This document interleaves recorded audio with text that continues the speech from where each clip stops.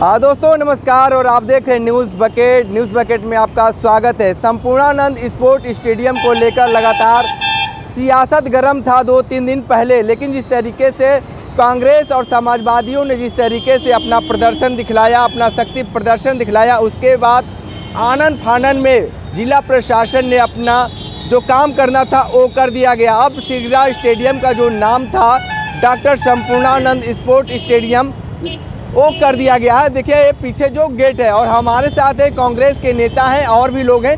हम इनसे जानेंगे कि जिस तरीके से यहाँ की जो जिला प्रशासन हुई या जो आला अधिकारी हो इस तरीके के कार्य क्यों किए। ये बताइए कि जिस तरीके से लगातार आप लोग मांग कर रहे थे कि संपूर्णानंद का नाम बदल दिया गया, अब तो नाम उनका लिख दिया गया, क्या कहेंगे इसके लिए? ये आम काशीवासी कांग्रेस जन और जो भी लोग धरोहर को संरक्षित करना चाहते हैं उनकी जीत है। मैं ये मानता हूँ कि जब काशी के लोग इस कुकृत्य के खिलाफ एकजुट हुए और सड़कों पर आकर प्रदर्शन किए और उन्होंने कहा कि डॉक्टर संपूर्णानंद जी जो स्वतंत्रता संग्राम सेनानी और उत्तर प्रदेश के लंबे समय तक मुख्यमंत्री रहे, उनका नाम मिटाने की जो कुत्सित प्रयास इस सरकार और जिला प्रशासन द्वारा किया गया वो गलत था और ये नहीं होना चाहिए। जब तक संपूर्णानंद जी का नाम वापस नहीं लिखा जाएगा तब तक आंदोलन चलेगा। इसके बाद प्रशासन और सरकार झुकी और फिर ये देखिए आपके सामने है कि डॉक्टर संपूर्णानंद स्पोर्ट्स स्टेडियम का नाम लिखा गया है। लेकिन एक बात मैं और कहना चाहूँगा, पीछे जो 2 गेट बने हैं जिस पे लोहे का गेट बना है और उसमें ये जो लोहे का गेट बना है उसमें क्या है कि अभी भी वाराणसी स्पोर्ट्स कॉम्प्लेक्स लिखा गया है। हम चाहेंगे कि जल्द से जल्द जिला प्रशासन उसको डॉक्टर संपूर्णानंद जी का नाम उस पर लिखे, जिससे कि जो हमारी मांग है वो पूरी हो सके।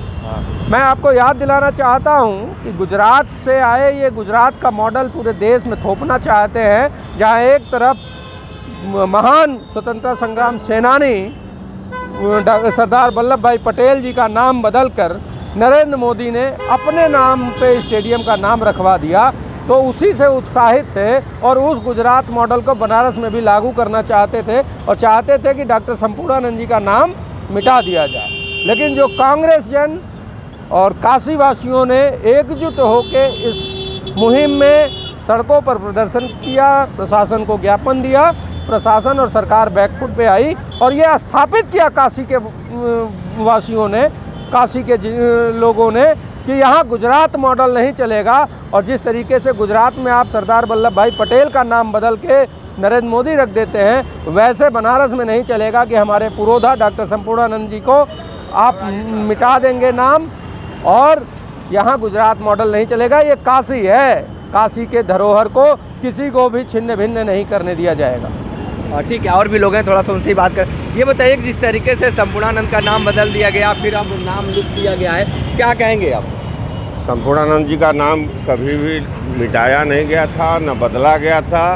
ये कांग्रेस के पास जब कोई मुद्दा नहीं रह गया तो खिसियानी बिल्ली खम्बा नोचे वाली स्थिति में है।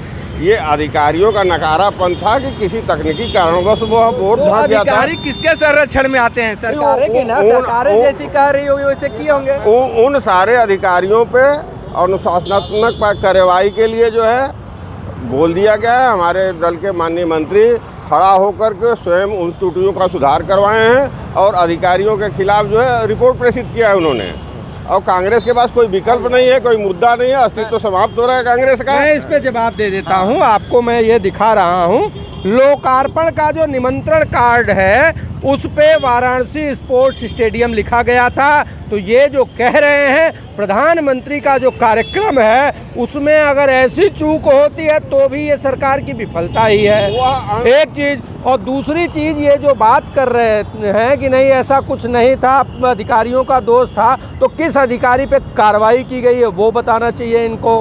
सवाल ये है कि नरेंद्र मोदी जी ने सरदार वल्लभ भाई पटेल का नाम बदल के जिस तरीके से स्टेडियम पे अपना नाम लिखवा दिया, उसी की यहाँ पुनरावृत्ति हो रही थी। लेकिन काशी के लोगों ने अपने पूर्वजों, अपने पुरोधाओं, अपने महान विभूतियों महापुरुषों के लिए एकजुट होकर जब इस सरकार को आईना दिखाया तो ये सरकार बैकफुट पर आई और नाम बदला। और ये जब कहते हैं कि नाम नहीं बदला गया था तो मैं चैलेंज करता हूं और एक आंदोलन फिर से होगा जो संपूर्णानंद स्पोर्ट स्टेडियम के 2 गेट पीछे है, उस पे जो वाराणसी स्पोर्ट्स कॉम्प्लेक्स लिखा है उसको भी बदलना होगा। और मंत्रियों को मैं चैलेंज करता हूं कि जल्दी इसको बदले, अन्यथा काशी के लोग जब सड़कों पर उतरेंगे तो इनका सड़क पर चलना दूभर हो जाएगा।